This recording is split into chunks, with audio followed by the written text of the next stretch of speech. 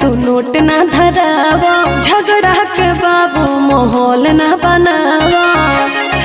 अरे का करता राइफल के नोक से तू नोट ना धरावा, झगड़ा के बाबू माहौल ना बनावा। तो सुन, चढ़ल बा जवानी जवन कुआ हो जाई, ऊपर से नीचे लेके कुआं हो जाई। चले लागी गोली धन धुआं हो जाई, चले लागी गोली धन धुआं हो जाई। कहाँ बुझले?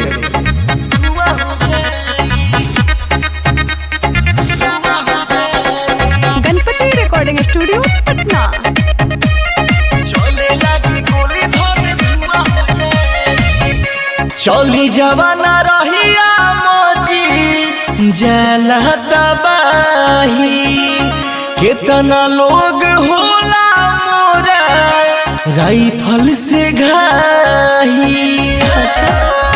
ये डर बतिया से तहरा लागेला, हई सीनवा में गोली दागेला।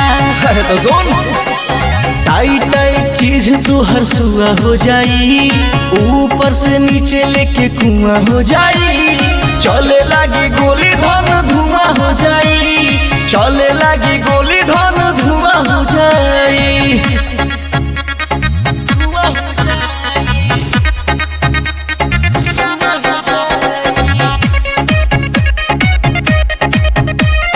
चले लागी गोली धन धुआं हो जाई।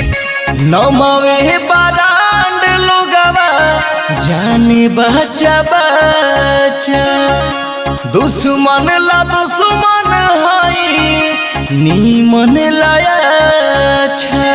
अरे का बुझले?